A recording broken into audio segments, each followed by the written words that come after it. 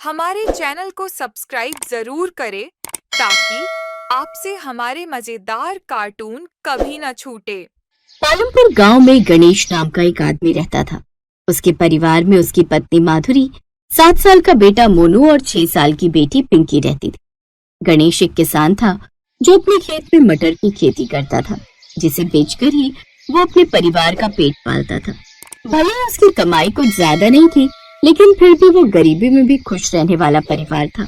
ऐसे ही एक रोज, बाबा मेरे स्कूल का बस्ता फट रहा है। माँ ने सिला भी था लेकिन वो फिर से फट गया। भैया का पुराना बस्ता था ना, वो शायद इसलिए।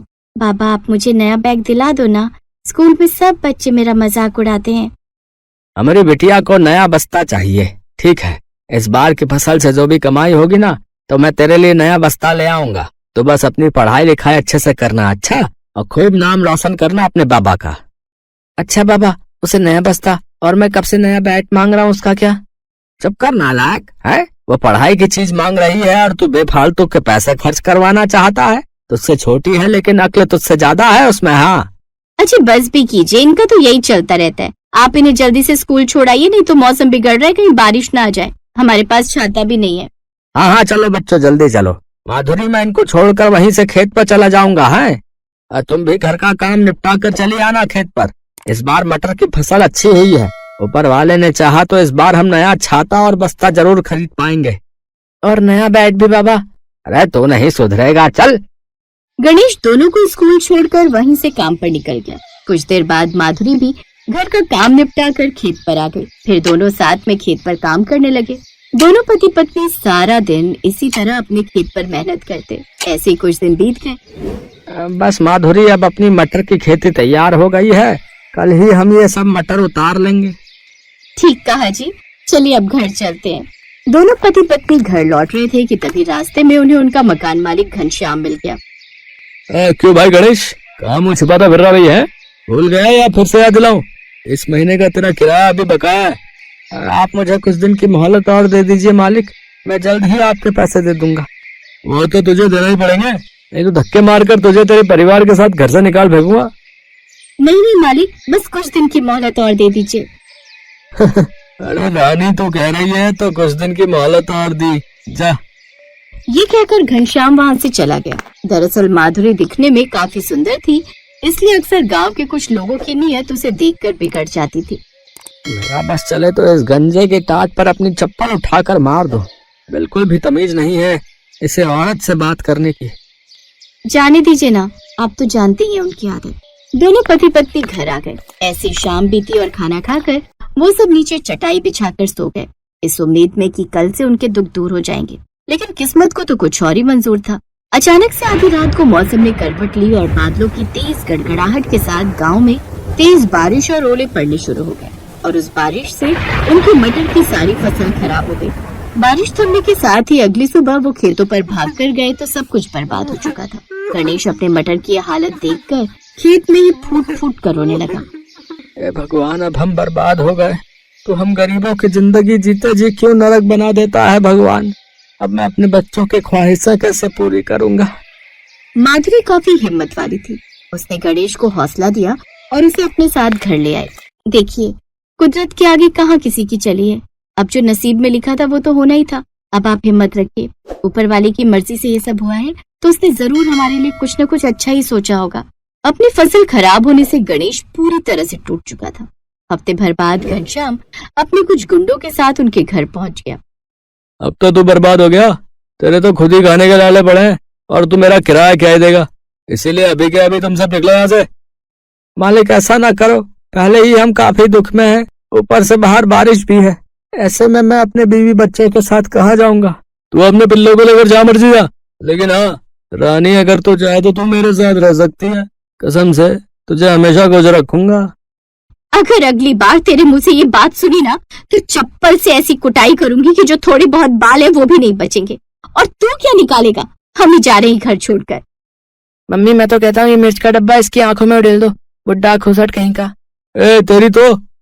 ए खबरदार, जो मेरे बच्चों को हाथ भी लगाया, नहीं तो दोनों हाथ उखाड़कर ऐसे फेंकूंगी कि एक कश्मीर में जाकर गिरेगा और दूसरा सीधा कन्याकुमारी में। माधुरी अपने पति और बच्चों के साथ वहां से चली जाती है। कुछ देर बाद तेज हवा चलने लगती है, जिसके बाद बरसात शुरू हो जाती है। बारिश में भीगते हुए वो जंगल की तरफ चल पड़ते हैं, जहाँ एक गुफा उन्हें दिखाई देती है और वो उसी में रहने लगते हैं। बाहर जोरों की बारिश और पेट में भूख, जैसे तैसे वो वहीं पर सो जाते हैं।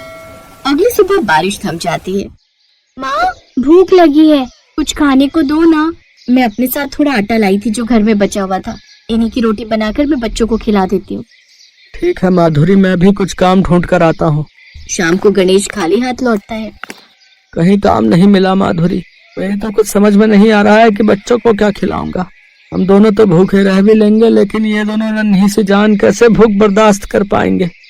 तभी माधुरी अपने गले में पड़ी चांदी की चेन निकाल कर गणेश को देती है। इसे देकर थोड़ा आटा ले आइए। लेकिन माधुरी, ये तो तुम्हारी माँ की आखिरी निशानी थी ना। हाँ, लेकिन आज एक माँ को अपने बच्चों की खातिर इसे बेचना पड़ रहा है। अब ज्यादा मत सोचिए और जाइए। गणेश दुकान जाकर आटा और सामान ले आता है और माधुरी अपने खेत में जाती है, जहाँ कुछ मटर की फसल टूट कर पड़ी हुई थी। उन मटर को वो अपने साथ ले आती है, जिसके बाद वो उन दानों को तेल में तल लेती है।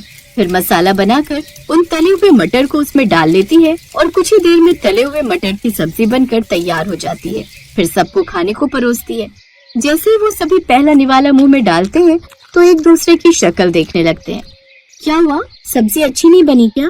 मम्मी, अच्छी नहीं, बहुत अच्छी बनी है। सच में माधुरी, इतनी अच्छी सब्जी हमने आज तक नहीं खाई।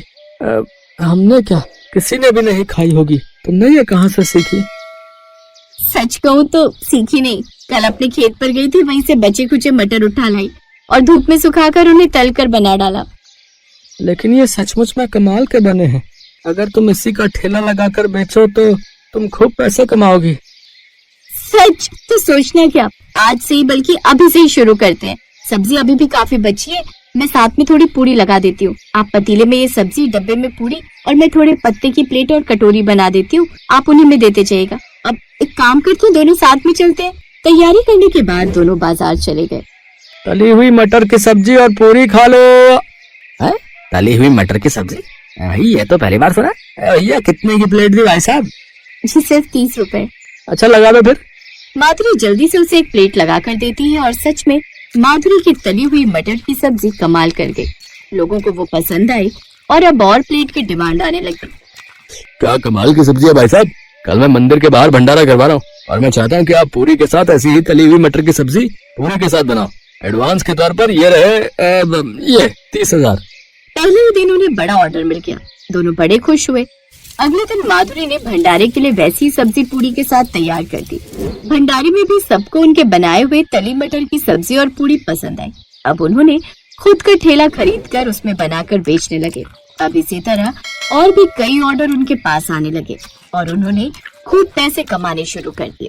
साथ ही गणेश ने अपने खेत पर ही फिर से मटर उगाने शुरू कर दिए और उन्हीं मटर को तलकर वो उसकी सब्जी बनाने लगे, जिससे उन्हें खूब मुनाफा होने लगा। अब उनके पास सब कुछ था, खुद का घर, पिंकी के लिए नया बस्ता, मोनू का नया बैट और सबका अपना अपना एक छाता।